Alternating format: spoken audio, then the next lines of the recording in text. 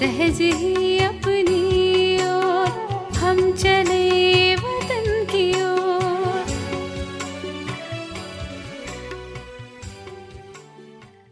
இல்லையென்றால் டீச்சர்களின் உறவு நட்புடையதானதாக ஆன காரணத்தினால் நெருக்கமானது. அப்படி மிக அதிக சகயோகத்தை பெற முடியும். தந்தை பார்க்கின்ற போது சாக்கார ஆதாரத்தை உருவாக்கி வைத்திருக்கிறார்கள் என்றால் தந்தை ஏன் உதவி செய்ய வேண்டும்? 7. டீச்சர்களின் விசேஷமாக என்ன இருக்கிறது? டீச்சர்கள் கண்டுபிடிக்கும், படைக்கும், திட்டமிடும் புத்தியுள்ளவர்களாக இருக்கிறார்கள். அநேக ஆத்மாக்களுக்கு ஊக்கம் உற்சாகம் கொடுப்பவர்கள். இப்பொழுது இந்த அனைத்து விசேஷங்களை வெளிப்படுத்தினீர்கள் என்றால் எல்லைக்குட்பட்ட விஷயங்கள் உள்ளடங்கி போய்விடும். புரிந்ததா? 8.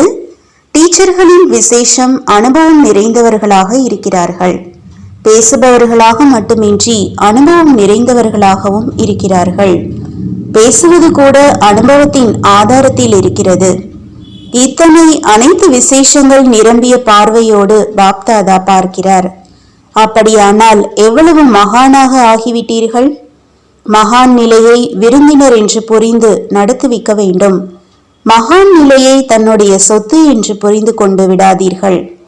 நிலையை தந்தையினுடையது என்று புரிந்து கொள்ளாது தன்னுடையது என்று நினைத்து கொண்டால் மகான் நஷ்டமாகும். தந்தை மூலமாக கிடைத்திருக்கும் மகான் நிலை என்றால் தந்தையை நடுவே மறந்து விடாதீர்கள். நல்லது. பார்ட்டிகளுடன் தனிப்பட்ட சந்திப்பு. சதா குஷியாக இருப்பதற்கான சாதனம். அனைத்து பொக்கிஷங்களினால் நிரம்பிய ஆத்மாவின் அடையாளம் என்னவாக இருக்கும்? யார் பொக்கிஷங்களினால் நிரம்பியவராக இருப்பாரோ அவர் எப்பொழுதும் அதீந்திரிய சுகத்தில் மூழ்கி இருப்பார். அவருக்கு தந்தை மற்றும் சேவையை தவிர வேறு எதுவும் நினைவிருக்காது. அவர் எல்லைக்குட்பட்ட குடும்பத்தை கவனித்துக் கொண்டே ஈஸ்வரிய சேவைக்காக தன்னை ட்ரஸ்டி என்று புரிந்து கொண்டு குடும்பத்தின் காரியங்களை செய்வார். அவருடைய ஒவ்வொரு காரியமும் ஸ்ரீமத் படி இருக்கும். அதில் கொஞ்சம் கூட மனம் சொல்லும் வழியோ அல்லது மற்றவர்கள் சொல்லும் வழியோ கலந்திருக்காது. ஸ்ரீமத்தில் ஒருவேளை கொஞ்சமாவது தனது மனம் சொல்லும் வழி அல்லது மற்றவர்கள் சொல்லும் வழி கலந்திருக்கிறது என்றால் அதனுடைய விளைவு என்னவாக தென்படும்?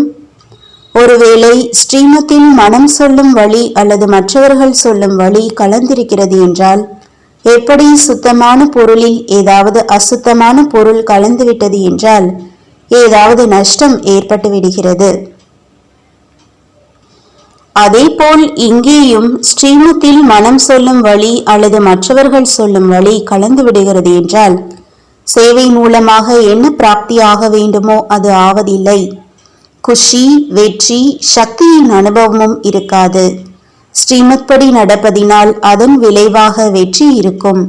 அதாவது அனைத்து பிராப்திகளும் இருக்கும். சில நேரங்களில் கடுமையாக உழைக்கிறீர்கள், ஆனால் வெற்றி குறைவாக கிடைக்கிறது. அனுபவமும் குறைவாக இருக்கிறது என்று இந்த அனுபவத்தையும் செய்திருப்பீர்கள். மேலும் சில நேரம் உழைப்பு குறைவாக, முயற்சி குறைவாக இருந்த போதிலும் பிராப்தி அதிகமாக இருக்கிறது. இதற்கான காரணம் ஒன்று யதார்த்தமானது மற்றும் இன்னொன்று கலப்படமானது என்பதாகும்.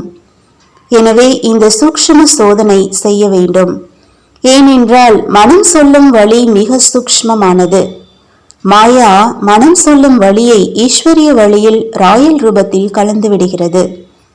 நீங்கள் இது ஈஸ்வரிய வழி என்று நினைப்பீர்கள், ஆனால் அது மனம் சொல்லும் வழியாக இருக்கும்.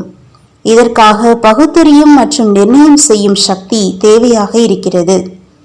ஒருவேளை இந்த இரண்டு சக்திகளும் சக்திசாலியாக இருக்கிறது என்றால் ஏமாற்றம் அடைய மாட்டீர்கள்.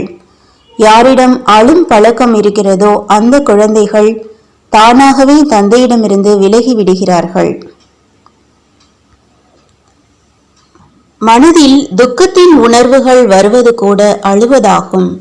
அழுபவர்களை தந்தையின் பிராப்தியை அடைபவர்கள் என்று சொல்ல முடியாது. எப்பொழுது தந்தையிடமிருந்து சம்பந்தம் வஞ்சிக்கப்பட்டு விடுகிறதோ அப்பொழுது துக்கத்தின் உணர்வுகள் வருகிறது.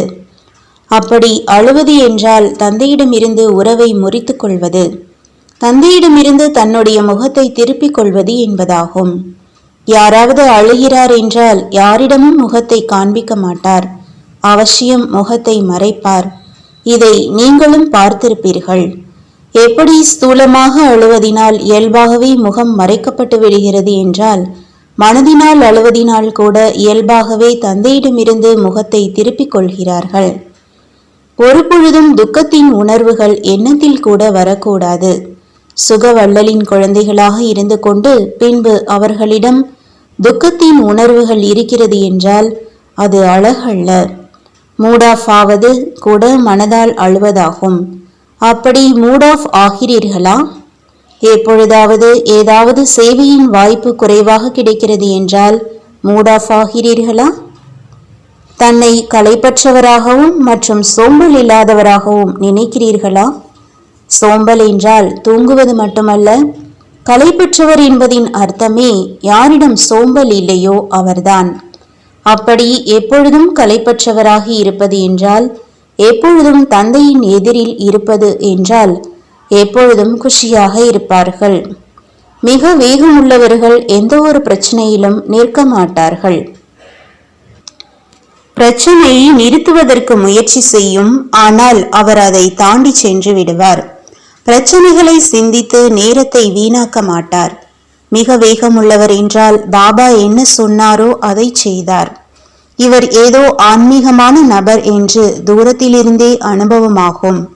சக்தி மற்றும் குஷியை பிராப்தி செய்வதற்கான ஆதாரம் உயர்ந்த காரியமாகும். எப்பொழுது காரியம் மற்றும் யோகா இரண்டும் சேர்ந்தே இருக்கிறதோ அப்பொழுதுதான் உயர்ந்த காரியம் இருக்கும். காரியம் செய்யும் போதும் யோகியாக இருக்கிறேனா என்று எப்பொழுதும் சோதனை செய்யுங்கள். காரியம் செய்யும் போது யோகா மறப்பதில்லையே. எப்படி ஆத்மா மற்றும் உடல் சேர்ந்தே இருக்கிறது, பிரிந்துவிட்டால் பிணமாகி விடுவார். அதேபோல் ஒருவேளை காரியத்தின் கூடவே யோகா இல்லை என்றால் அந்த காரியம் பிரயோஜனம் இல்லாததாக ஆகிவிடுகிறது. பந்தனம் ஏற்படுத்தும் ஆத்மாவும் முயற்சி செய்வதில் சகயோகி ஆவார். பந்தனம் மூலமாக இன்னும் அதிகமாக விருப்பம் அதிகரிக்கிறது என்றால் பந்தனம் இல்லாமல் அது சகயோகமாக ஆகிறது இல்லையா? ஒருவேளை சகயோகத்தின் பார்வையோடு பார்த்தீர்கள் என்றால் மகிழ்ச்சி வரும். பந்தனத்தை பந்தனத்தின் பார்வையோடு பார்த்தீர்கள் என்றால் பலகீனமானவர் ஆகிவிடுவீர்கள். வரதானம்: பிராமண வாழ்க்கையின் விசேஷத்தை தெரிந்து அதை காரியத்தில் ஈடுபடுத்தக்கூடிய அனைத்து விசேஷங்கள் நிரம்பியவர் ஆகுங்கள். நாடகத்தின் நியமப்படி சங்கமயுகத்தில் ஒவ்வொரு பிராமண ஆத்மாவிற்கும் ஏதாவது விசேஷம் கிடைத்திருக்கிறது. மாலையின் கடைசி மணியாக இருந்தாலும் அதிலேயும் விசேஷம் இருக்கிறது என்றால் பிராமண பிறப்பின் பாக்கியத்தின் விசேஷத்தை தெரிந்து கொள்ளுங்கள் மற்றும் அதை காரியத்தில் ஈடுபடுத்துங்கள். ஒரு விசேஷத்தை காரியத்தில் ஈடுபடுத்தினீர்கள் என்றால் இன்னும் விசேஷங்கள் தானாகவே வந்துவிடும். ஒன்றின் எதிரில் பூஜ்ஜியம் போட்டு போட்டு அனைத்து விசேஷங்கள் நிரம்பியவர் ஆகிவிடுவீர்கள். ஸ்லோகன்: மன்மனாபவ என்ற மந்திரத்தின் நினைவு எப்பொழுதும் இருக்கிறது என்றால் மனம் அலைப்பாய்வது நின்றுவிடும். ஓம் சாந்தி. तुम बच्चों को तो सर्विस करनी है, जो बाबा कहते हैं सबको ये बताओ कि देखो तुम्हारा एम एंड ऑब्जेक्ट ये है, एक गीता है बढ़िया, ये राजयोग है ना बच्चे। कैसे है राजयोग? बिल्कुल सहज है कि बाप को याद करो तो ये वैसा मिलेगा तुमको। ओम शांति।